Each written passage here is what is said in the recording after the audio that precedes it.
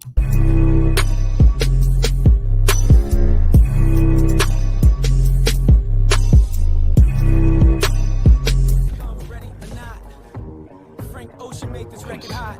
a conceptual standpoint.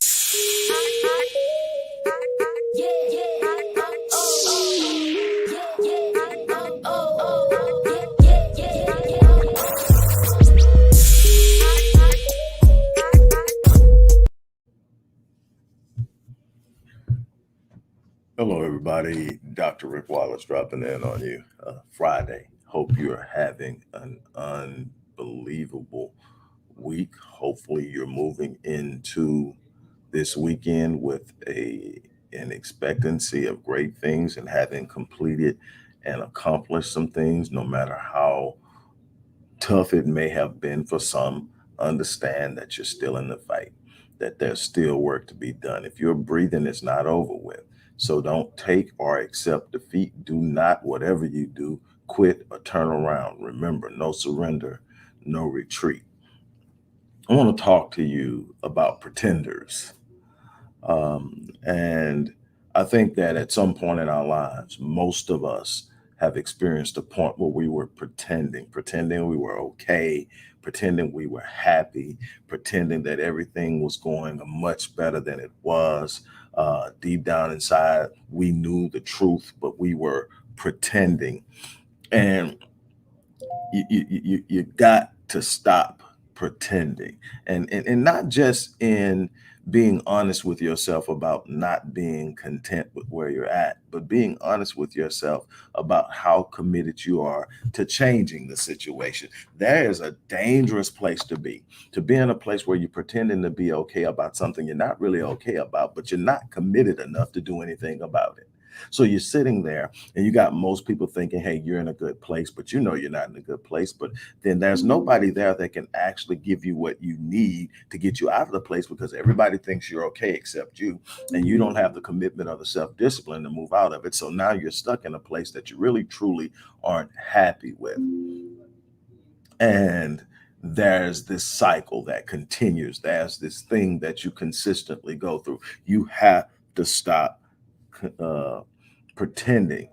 Well, what does it start? It starts in your thinking. It starts with being honest with yourself. It starts with an evaluation of your thought processes. What are you thinking? How are you thinking? Why is this so important, Doc? Why do you always talk about thinking? Because there's a principle that says, and it's not just a biblical scripture, it is a universal principle that has existed as far back as you can trace time and thought and philosophy. And it simply says, as a man thinks, so is he. The Bible says, as a man thinks in his heart. Well, when we study the Bible and understand, when the Bible talks about the heart, in Hebrew, the word lev, in Greek, the word cardia, it's not speaking about the heart in the physiological sense. It's not thinking about the heart in what we normally declare in the emotional sense. What it's thinking about is the seat of the soul, the subconscious, the thing that governs 96% of your behavior. So when it says guard your minds and your hearts, and it's talking about something deeper than just uh,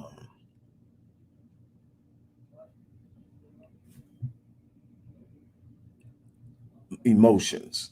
And so it says guard your hearts and minds. And so what you understand, it's talking about the conscious and the subconscious. And when you understand that, it's important. So as a man thinks in the subconscious, as a man thinks below the surface, as those subconscious cognitions are moving around, they're governing and monitoring and managing belief systems. And belief systems are going to govern your behavior.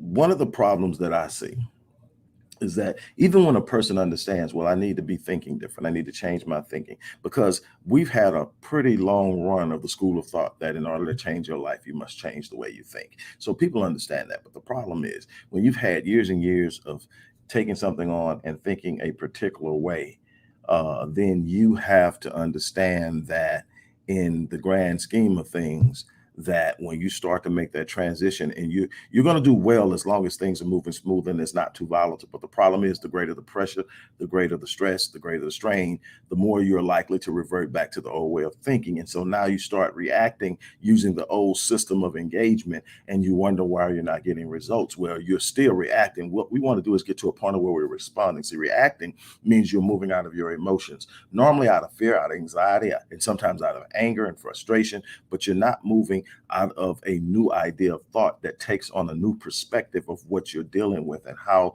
you need to approach it. You're not managing your perspective. You're not managing your viewpoint. You're simply reacting to the discomfort. And that's not how you move forward in life. If we're honest with ourselves, at some point, all of us were at a point where we're pretending. The goal is to get out of the state of pretending. It's to get out of a pretentious state and to move into a state of true, honest assessment, evaluation, and presentation. In other words, there are a bunch of us that are pretending we're okay, pretending everything's grand, pretending this. And then we get out of that point and we decide, okay, I'm not going to pretend that I'm okay. I'm not okay. But then you start pretending that you really want something different. You start pretending that you really want to start your own company. You start pretending that you really want a better marriage. You start pretending. And people say, what do you mean by pretending? See, pretending, it's that place where you are talking about it, but in no way are you taking action on it. In no way are you living it out. In other words, we have learned that you judge a tree by the fruit it bears. You don't judge a thing by any form of declaration. You simply sit back and you watch what's being done. So when you say you want something different, that should be some work that is representative of what you say you want. That should be some steps being taken. That should be some fruit that are starting to come forth and being born out of the energy, out of the effort, out of the desire, out of the commitment that you say you have to change. Well, the truth is, most are just pretending. You don't really want change because, see, the commitment to change brings about some demands with it. It brings about a demand for sacrifice, a demand for commitment, a demand for a higher work ethic, a demand to, in some senses, alienate people that you hold dear. So it's going to come with some things that make you uncomfortable. So we'll talk about it. We'll talk about, I'm going to do this. I'm going to do this. I'm sick and tired of this. I'm going to do this. It's time for, but you look up and year after year, you're in the same place because you never made the commitment. You never made the move. Why? Because it was going to take you somewhere and it was going to put you in some uncomfortable situations. Let me tell you something. See, there's going to be this time when your inherited circle, your family and your friends, the circle you were born into, won't be able to see the thing that is implanted in you from a spiritual level, by God, to see something greater than where you've been. See, that's how people who have never experienced something get somewhere. That's what faith is about. Faith is the substance of things hoped for and the evidence of things what? Not seen. So how do I get to something I've never seen before? I got to operate on faith.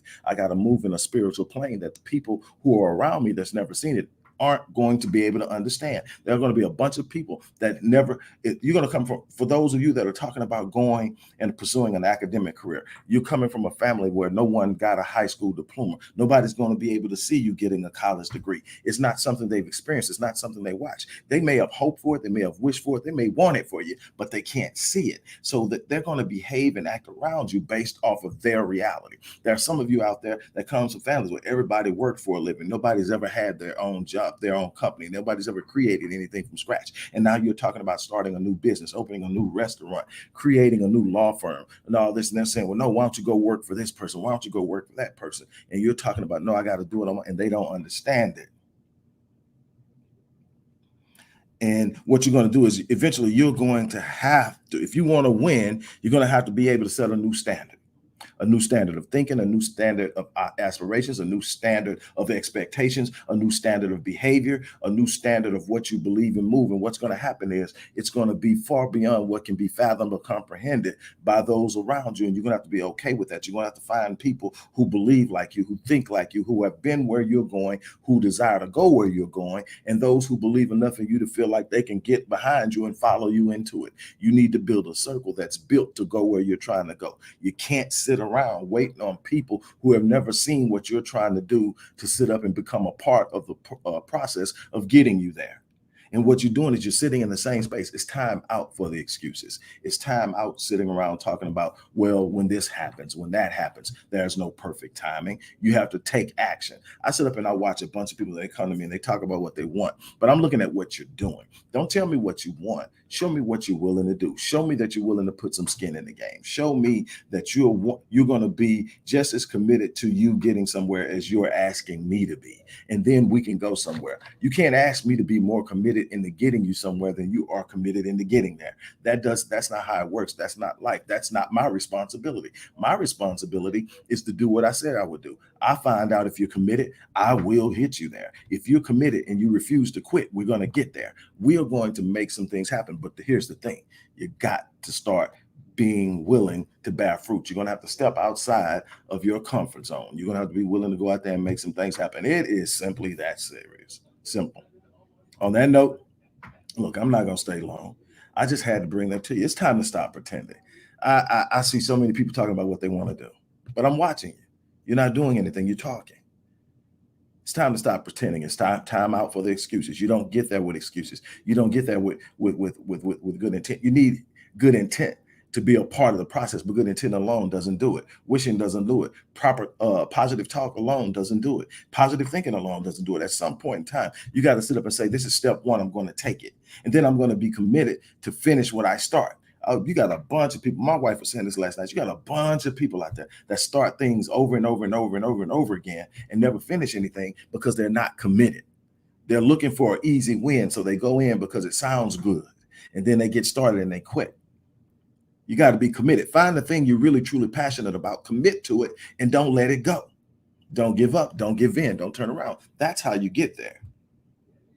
That is how you get there. You can't sit around thinking that you're going to wish your way into something, that you're going to luck up on something that's going to blow you up and put you away. No, what you're going to have to do is decide, this is who I'm going to be in this life. And that is going to take some work. That is going to take some sacrifice. That is going to take an investment of my time, energy, and effort. And in some ways, sometimes, and at some point, some money. That's just how it is. I'm going to have to be willing to go the distance in making something happen. Stop making excuses for your inactivity. That's not how you're going to get there. And stop blaming everybody else for not being there when you haven't committed to being there. Stop looking outside of yourself because it starts with you. When you truly get tired enough, when it truly becomes so painful for you that you can no longer stay there, you'll move. My thing is, why do you have to wait on the pain when you know that's not where you want to be? That's not where you need to be. That's not where you should be. You should be doing something exceptional, extraordinary, and phenomenal because you have the gifting, you have the capacity, you have the intellect, the genius, and everything else you need to do it, but you're not committed enough. You're not taking action. At the end of the day, no one has the answer for the failure to get there but you. There's always going to be people who don't believe in you. There's always going to be people who are going to try to throw roadblocks and stumbling blocks and obstacles in your way. There's always going to be opposition in your movement. That cannot be the reason why you didn't make it. The reason that you didn't make it is simple. You didn't become committed enough to finish it or to even start it in some instances. Look, I'm about to get off of here. I have 10 spots that I'm holding for people who want to go into 2022 on an unbelievably powerful and strong note, who are willing to dedicate just 30 days to really truly experiencing something exceptional and extraordinary. It's called the 30-day transformation. I have 10 spots. The link is in the box. If you are committed, and only if you are committed, let's make that happen. This is an unbelievable opportunity. I can't explain the depth of what you could experience, but it's got to be something you want. I can't want it for you. But if you do want it and you want to see a difference, let's make it happen. On that note, I am out of here. You guys have an unbelievable day.